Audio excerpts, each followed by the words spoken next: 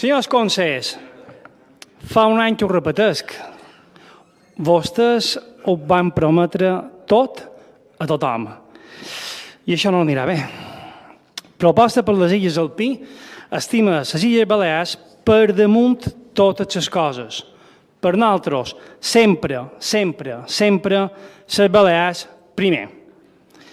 I continuarem fent el que sigui necessari per preservar i millorar la qualitat de vida dels illencs, sigui quin sigui el seu origen o condició.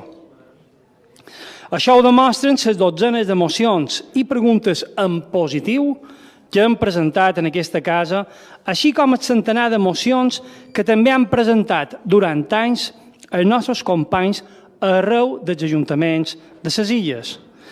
I així, també avui, presentant propostes pel bé de la ciutadania, propostes que acompanyen no només les paraules constructives, sinó també el costat i el vot afirmatiu que han fet iniciatives dels diferents equips de govern, sempre que ens han semblat bons pels nostres veïnats.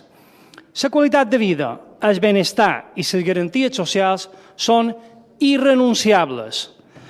Hem de lluitar pels nostres infants, pels menors, pels més vulnerables, que puguin créixer en seguretat i no caure en addiccions ni en xarxes d'explotació.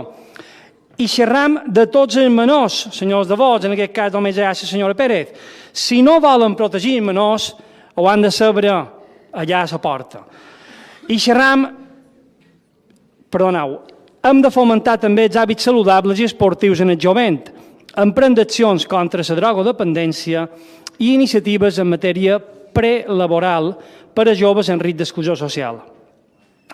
Han de lluitar també per la gent major, per una vellesa de qualitat i perquè puguin estar a casa seva el temps que sigui necessari, possible i a ser atesos dignament a través d'un site i també, quan no és possible estar a casa seva, a través i hem de fomentar les places de les residències i dels centres de dia.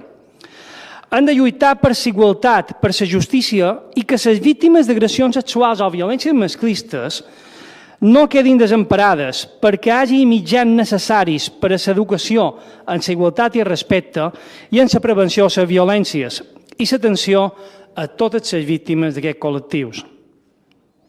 El Consell ha de tenir la sensibilitat necessària per valorar i col·laborar amb entitats i associacions del tercer sector. I ja no en parlem, que no se'ls ha d'insultar ni menysprear dins aquest plenari, que també s'han d'incloure clàusules socials, no només en aquest Consell, sinó també en els ajuntaments. Aquestes entitats i associacions es mereixen tot el suport necessari per dur endavant la gran tasca social que fan i per això proposam que es creï l'Institut Mallorquí del Voluntariat. Aquest Institut Mallorquí del Voluntariat podrà ajudar i optimitzar la col·laboració entre el Consell i les persones i associacions que tenen la il·lusió de crear una societat millor. De fet, des del Consell hauríem de poder acreditar i reconèixer el voluntariat en títols oficials. Perquè des de les institucions, senyor Galmés, en essència, hem de crear il·lusió, hem de projectar una Mallorca millor per a les generacions que creixen i per a les que vendran. Per això proposam al Departament de Presidència que creï i doti econòmicament un pla especial de polítiques de joventut amb una visió global de totes les necessitats de la nostra gent jove i amb mesures que vagin més enllà de les polítiques del lleure. Els joves tenen altres problemes, a més de on i com divertir-se. Això sí, per dur endavant polítiques útils per als mallorquins necessiten recursos humans i econòmics. Per això reclamam i volem que el Ple del Consell insti el Govern de l'Estat a millorar el finançament de les entitats locals, millorant la seva participació en el tribut de l'Estat i que insti també a eliminar la taxa de reposició de funcionaris i s'implanti un model de funció pública que asseguri recursos humans necessaris per als serveis que ofereixen les institucions. I no oblidem que el Consell de Mallorca també és entitat local i que un millor finançament i més personal donaran al Consell i als ajuntaments més eines i més autonomia per a una millor gestió i atenció als problemes de Mallorca. Una altra eina és l'Assemblea de Batlles i Batleses, que ha de ser activa i no passiva, on les batlies han de poder participar de la presa de decisions del futur de Mallorca i que no siguin uns espectadors convidats a escoltar rotllo, com sol passar la majoria de vegades. El govern del Consell ha d'escoltar els ajuntaments que demanen les infraestructures necessàries, com són moltes rondes, com les de Petra, Sencelles, Artà, Sant Joan, Campanet, Acabassa de Porreres i, com no, i d'una vegada per totes, la ronda nord d'Inca.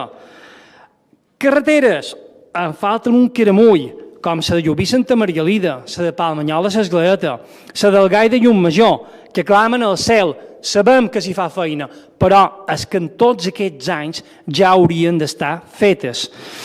I s'ha de mantenir totes les rutes cicloturístiques en màximes condicions, així com també hem de fer noves vies cicloturístiques com la que el PI va proposar i vostès aprovaren de Can Picafort a Artà.